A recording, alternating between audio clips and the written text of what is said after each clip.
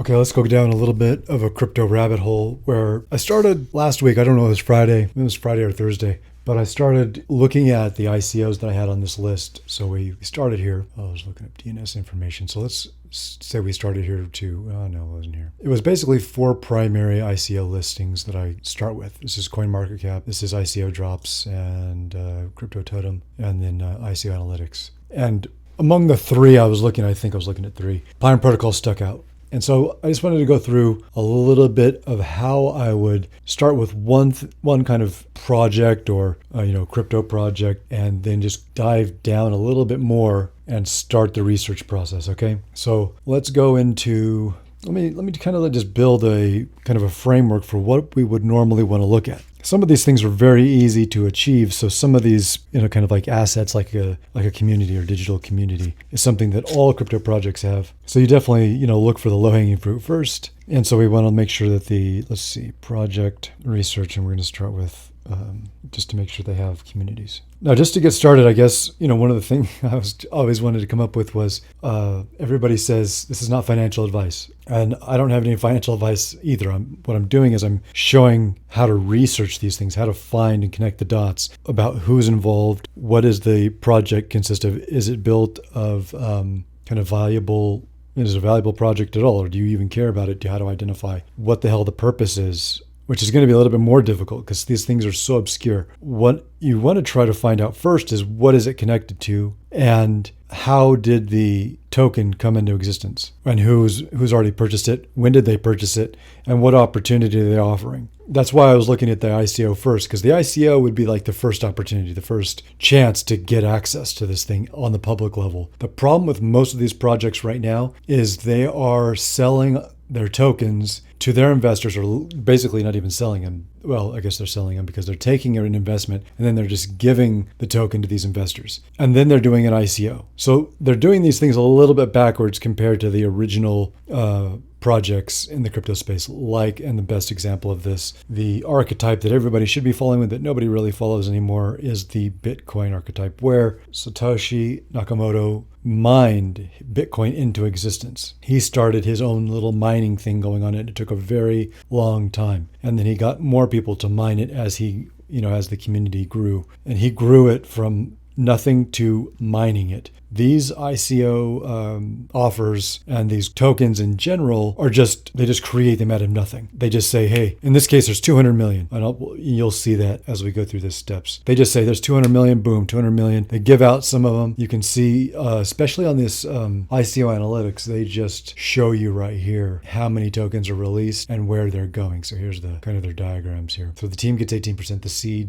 The seed money gets 7%. The private and advisor, which is just more people on the team. Like that first top 3 is just, hey, we're just giving it out. I don't know what the hell IDO is. IDO is something about initial something offering. I have no idea. You see it in some of their promotional literature, but that's a very small percentage. Then we have the protocol incentives, which is basically people participating in the protocol is going to get returns, and this is for those returns. We have liquidity, just, basically a slush fund. Partnership, again, that could just go back in the top. The team, the partners, the seeds, the private investors. I guess partnerships could be other future engagements. And then you have the treasury, which to me, I don't know what the hell. I've never read the contract. I've never even read the white paper. I'm strictly just going to show you the process that I go through on evaluating things. This is just preliminary stuff. I'll continue to research and to continue to go through this and show everything that I'm going through on this and future projects as well, this project and future projects. So this is 18% treasury. Again, this can go into protocol incentives because all they're basically doing is this is more money to fund the protocol, or just, again, another version of a slush fund. I know they don't like to use those terminologies, but it's just basically there for people for them to use for other incentives, other promotions, marketing, and everything else that they would want to pay. Anything a company would have on reserve to do whatever the hell they want to do with. Here's some money. They raised $3 million. I think in total they're about $5 million now. So we have a $4.5 million altogether with the lead investors. let's see. When did they initiated this stuff? I think in November 2021. And I'm just going off of what I just remember seeing as I was going through all this stuff. And so there's similar projects. They don't have anything to do with the ICO. They're just similar projects that relate to finance and lending and borrowing. Okay, so that's where I started because it's obviously the thing that I was looking up last week, which had to do with the ICO. So then we go into where did I find like the parent company or the parent concern? And that was somehow and I'll show you. I remember where I found this. But Impossible Finance is the bigger company behind this. So what I did was I went to Medium. Let's go to Medium because there's a lot of Medium articles when you do searches for this stuff. And so when you go into Medium, they have a recent post and they make an announcement for the token sale, which is going to be, I think, beginning of February. So this was posted recently, but look at all this. This is where they've been raising. Oh, no, this is where I found Impossible in the first place. Okay. Oh, geez, I'm getting mixed up. Okay. So if we go here and we see that they raised money almost a year ago now. So they got these first investors in and they gave them some tokens. Got these other investors, they gave them some tokens after different valuation. You can see they have different levels here to enter into. And they imagine that the token's going to be worth 20 cents, not 2 cents, 20 cents. Oh, we have Alameda Research, which is defunct now. So some of these investors are going to have to liquidate right away, or not some of them, but specifically Alameda. And let's go into where we go from here. So this was the first ICO. I looked up the ICO listings. Then I saw them on the Medium articles and their Twitter posts, which you can see I have their. I made a new list very specific for these protocols that I'm targeting and I'm kind of researching. So I'll call that the news thread. And the news thread is just going to consist of the research that I'm doing in real time right now, and it's a temporary list. So I'll eventually move, either if I find them worth tracking, I'll put them into one of my primary lists, which you can find. I'll put the primary lists on a website that you guys can all follow if you guys care about that. So anyway, started following Pine and then found this Impossible Finance here. And I found Impossible Finance, like I said, let's just kind of reiterate or retrack what I'm doing in this Medium article. And I saw brought to you by Impossible Finance. So if you just pay attention to like everything that they're doing, the headline's right here. I didn't see it in the headline though. I don't even pay attention to the headlines so much. I pay attention to the context. I pay attention to the details of what's going on. And I personally prefer paying attention to the details. And so I saw that right here on brought to you by Impossible Finance. Because sometimes you'll see things that are buried, and I care more about what seems to be buried or what might be buried in these in the kind of like the details of how people communicate different things. Okay, so then we went to Impossible Finance, and where's that? And then you basically saw what they had going on. And then they're basically they oversee these other projects. But where I found Impossible Finance, I was trying to look for their team, and their team is basically in Asia. So it's a little odd. I don't know. Let's see. What I would do is from here, that's like a first red flag in Asia. Not so much that they're unregulated or deregulated or anything about regulation, but I want to make sure where these people are located. Like, why are all these? Why are all these people funding an Asian company, and where are these people in Asia? I mean, imagine the Lao is in Asia, but I don't think most of these other ones are. Sino Global Capital might be in Asia. Spartan is not. At least I don't think it is. Alameda is definitely not. Shima, I have no idea. Impossible Finance has the same relationship to Pine that Alameda has to FTX, and then Gate.io is an exchange. I don't know if it's a centralized exchange or a decentralized exchange. It might be a decentralized exchange, but that's a very common exchange that I don't use personally. And I'm not invested, just to be clear, I'm not invested in this. I will not participate in their whitelist competition. And where was that listed? Let me show you that. Because they posted their whitelist competition, I think, right here. It's a token sale, which is going to happen in February, but they talk about a whitelist. Where the hell was that? And they talk about a whitelist, which is trying to get more people, enthusiastic. And again, there's basically now 3 levels of introductory offers. They're basically getting you, got all their investors to invest in May. They got more investors to invest in December. And now they're going to have like a pseudo or semi-public offering with the whitelist where you're doing something to compete. And it's a promotional, like a giveaway, where they pump the initial public offering or the initial coin offering, and then they get people to basically do a mad dash for this whitelist entry, so you can then front run the purchase of some coins or tokens rather, not coins, and then they let everybody else have it on in February. Where's that going to be? So they're going to let everybody else have it in February, and then it gets pumped up. 3 different levels of pumping this up until the public coin offer. And then what happens is it usually crashes after the initial coin offering, and then it settles somewhere way after way after the ICO. So what I reckon, like I've seen this happen multiple times now. I've seen it happen with node projects. I've seen it happen with node/game projects where the ICO, especially in the 2022s,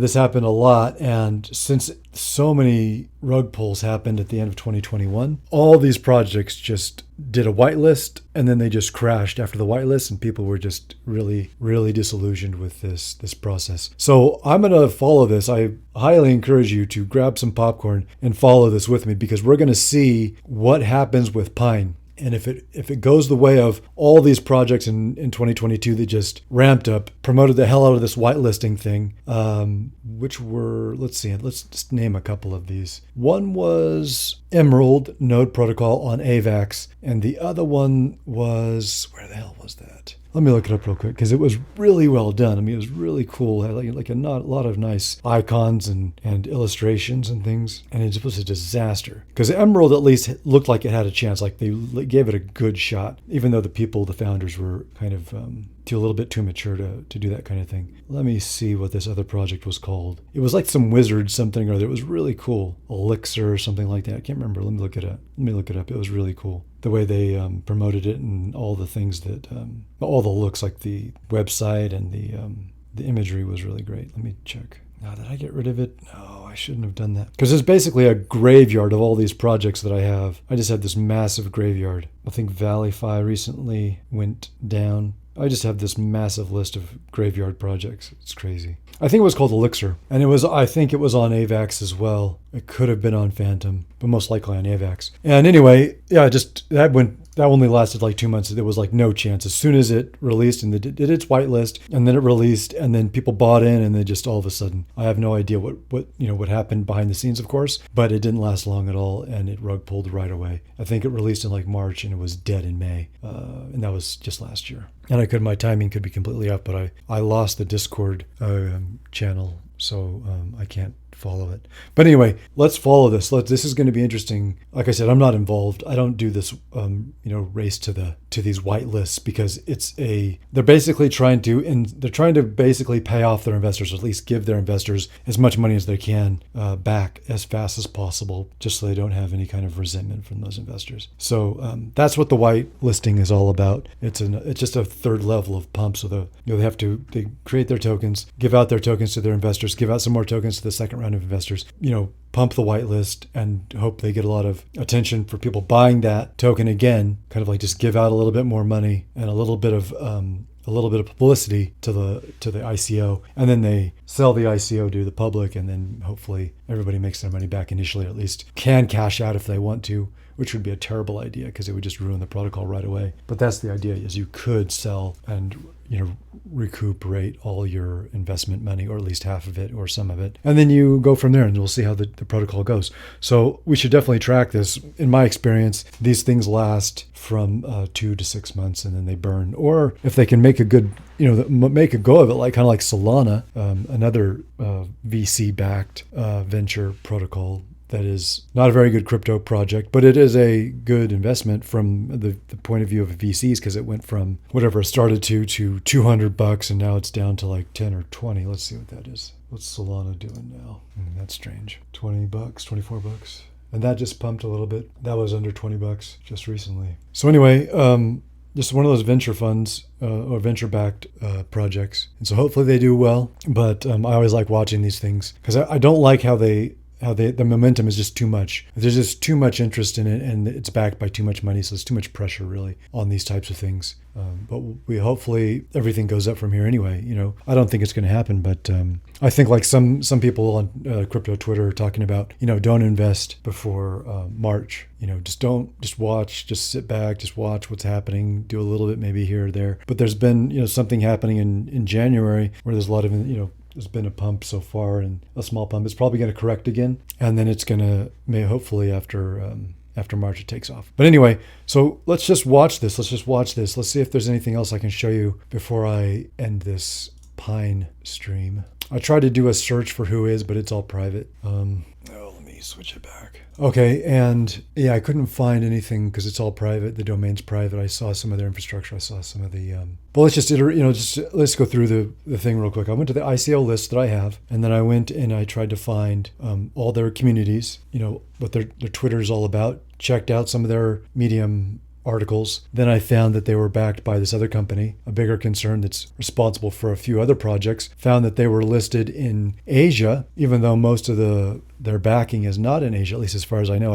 I've only recognized some of those VC groups. And you can see where the money's coming in and they're building up. Like every crypto project has basically the same pathway to launch, is they get as much money as they can, they pitch as many people as they can, they go through as many rounds as they can, and then they do a whitelist, which is the last step they go to, then their absolute public offering. The whitelist is basically giving the public access to the same things. Not quite the same price, but the same thing as the investors got. And then they do a public, the ICO, which is the public, absolute public offering. And then they're just going to sell it. This is this runs on the Ethereum blockchain. Their primary concern, which is the impossible finance, runs on Binance. So I think because they're using the Pine protocol is going to be using your NFTs as collateral to get loans. So obviously it's going to be one of those loop 3x3, 6x6, 9x9 kind of loop things. Now they don't promote this, but you basically take something you have, borrow something, and then you can depending on what you borrow, there's other lenders that will lend you money on that borrowed asset or that asset that you have. It's not necessarily borrowed as far as they're concerned. But let's say, for example, you have an NFT that's worth something. You post it on Pine, you borrow maybe Ethereum, then you can go to another website. There are other websites that will give you loans for your Ethereum, and then you take that asset that they give you for your borrowed your collateral, your Ethereum collateral. Using your using your Ethereum as collateral, borrowing something else, and you can continue to do that over and over. So, for example, you could pitch your NFT, borrow Ethereum, post your Ethereum as collateral on another platform, use Ethereum to buy NFTs on OpenSea, go back to Pine as collateral. Your NFT can go back to Pine as collateral, and you can do that as many times as possible until you dilute your NFTs and your crypto. But you could, and of course, if you're levered up and you're borrowing all this, you want the entire market to go up. So again, this is even more reason not to take my advice and not even get involved in this whole thing, but use this as kind of a nice experiment on how to do a research on the ICO and how to watch the launch of an ICO and see how that goes, so you can then participate maybe in future ICOs and to see a little bit of how these things work and how fast they can crash or not, how fast they can grow. But in this market, it's so volatile. It's more volatile than usual.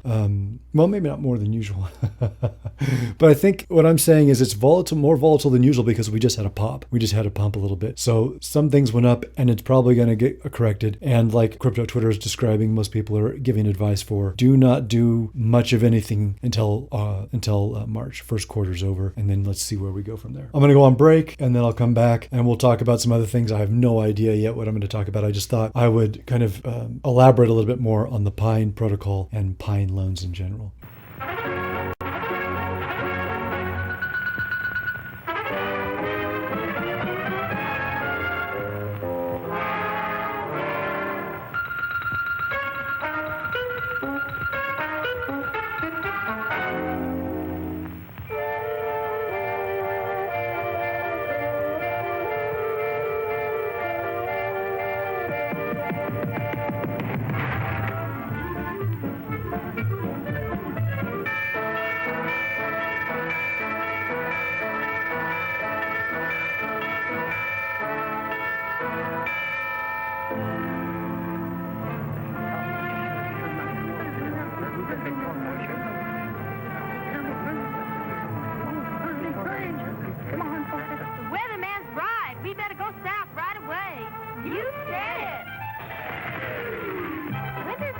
Winter's coming.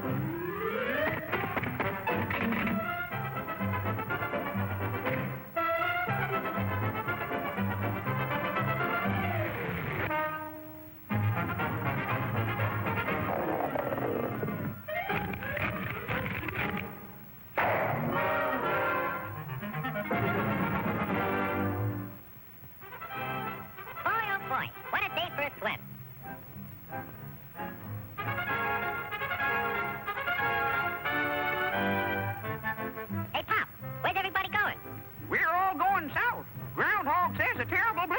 swimming. Go on. That guy don't know his shadow from a hole in the ground. You'll freeze to death if you stay here. And you won't have any food either. Don't worry about me. I got plenty of food. And right now, I'm going swimming.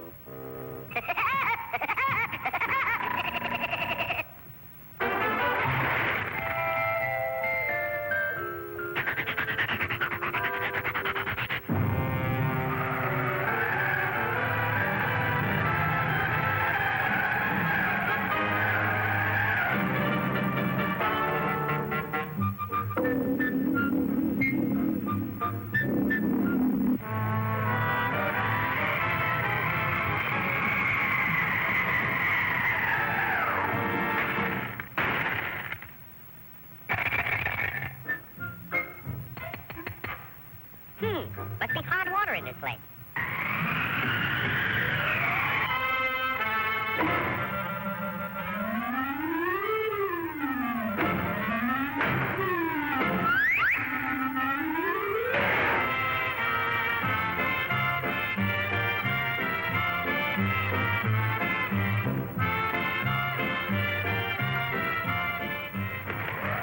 Blow your head off. See if I can. It's nice and warm here, and I got plenty of food. Go on and blow.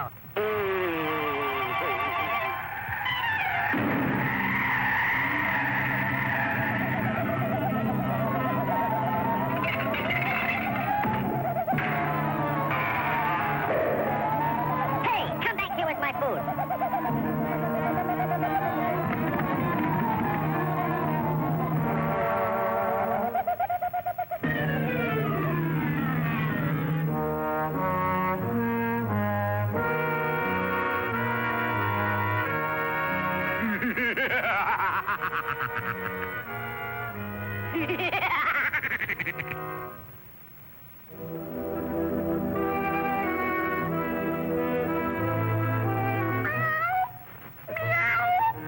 I'm that hungry little kitty cat you just read about. I'm so hungry I could eat a woodpecker. Yeah, that's it. Pardon me, buddy. That's probably the grocery man.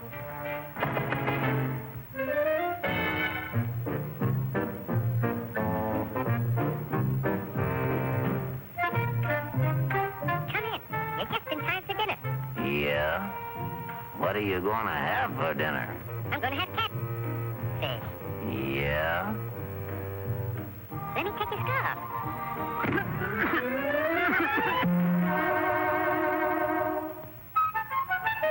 You know, I think that pigeon tried to choke me. You must be pretty cold, buddy. No, I ain't cold. Oh, yes, you are. Step over by the fire and get warm for dinner. Oh, boy. Feline fricassee.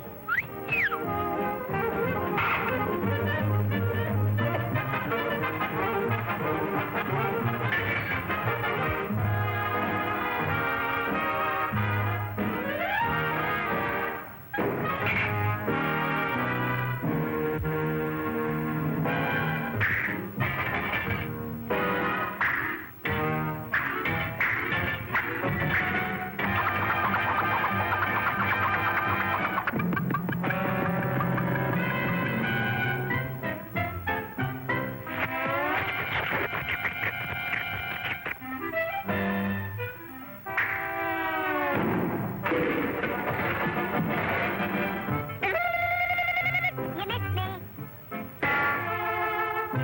Now, my fine pigeon, I'm going to pick you dry.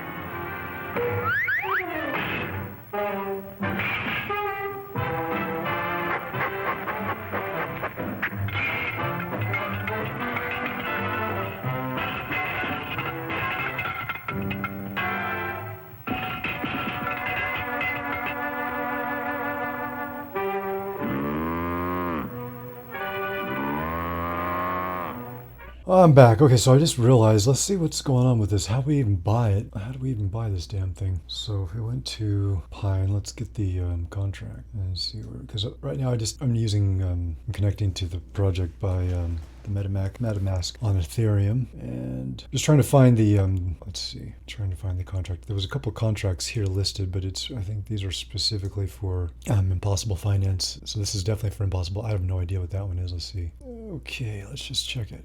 It's on definitely Binance, so let's see what we got. This one's probably gonna, yeah, Binance here. Decentralized incubator. So it's just a token for something. Who knows? Maybe it's their governance token. Let's see what the other one is. And this one's Ethereum. Is that true? Yes. Finance contract, Ethereum contract. I'm looking for the Pine contract though too. I don't see, because if you're gonna buy the Pine token, and the other thing is obviously it's not ICO'd yet, so the contract is going to be secret. Okay, one more thing we can try. So let me try this. Let me go to the Discord. Oh, come on, I didn't put Discord on this. Okay, let's see what they're doing. What do they have going on? There's NFTs listed here. Or announcements or NFTs. Come on, announce. Let's see the official links. There's a contract section. No contracts yet. The white papers. I don't think there's going to be a contract listed here because they're going to save all that. The whitelist promotion. Yeah, it's not yet. They're doing everything that everybody does. They use Gitbook to post the white paper, have all their communities on Telegram, Discord, and Twitter, and then and just waiting for the release of the offer. All right, so we can't see what it's valued at on the market because they haven't made it public yet, which isn't unusual. They can't make it public yet until their offer. I mean the ICO, and they give everybody the whitelist a chance to buy it up. All right, well, I think that's it for now on the Pine situation. We're gonna have to wait. Like I said before, grab the popcorn. Let's see what's gonna happen in the next 2-3 weeks and track this project, because I think it's going to be really interesting to see if it's going to go the same way that so many projects did in 2022. But these guys seem to have a lot of, they have a lot of money behind them, so they can do a lot. They have a lot of runway, I'm sure of it. So while I'm doing that, let me post on the public list. And then the rest is all about just following the project, checking it out, seeing if you can use it, see if you can't use it, and then that's it. Just really doing your research. Don't get involved in much of these things. Most of them will all go to zero. So if you want to participate, you have to do all this research. And so for the most part, it's not going to be worth it to you. You're not going to want to do it, and you're going to try to call for regulation because you're going to get screwed by half these projects or more than half these projects. And it's the metaphor I use or the analogy I use is going to be like you're the kind of person who used to live in California, and there's so many regulations. You leave California, and then you go to Texas or Florida or South Dakota or Idaho, and then you go vote for Democrats in those other places just to get more, I don't know, and ruin those other environments, those other local governments, the same way that California's been ruined by Democrats. So don't be the kind of person who leaves the good old Chase Bank, good old Bank of America, and flees to cryptocurrency to get freedom, but then you want regulations. That doesn't work. We left the banking system. We want to leave the banking system, and we want to get into crypto to get the freedom, not to get more regulations. And so people who have this idea that crypto needs to be regulated misunderstands crypto, and you probably should find markets other places that are already regulated. You don't need to ruin a free space for everybody just because you're afraid and you need to have your hand held the whole time. So keep that in mind. Don't leave California and ruining other states next to California because you want to still vote for Democrats even after you've voted for Democrats the entire time in California and ruined the opportunities there. So anyway, keep that in mind when you flee banking, the traditional banking, and the safety of the banking world and the regulation of the banking world to join the crypto space. And you want to come and regulate that because you're afraid and you lost too much money and you think that, or you just misunderstand completely what crypto is all about. And to a larger extent, you misunderstand what the internet's about. Self-reliance is a big deal and it's important.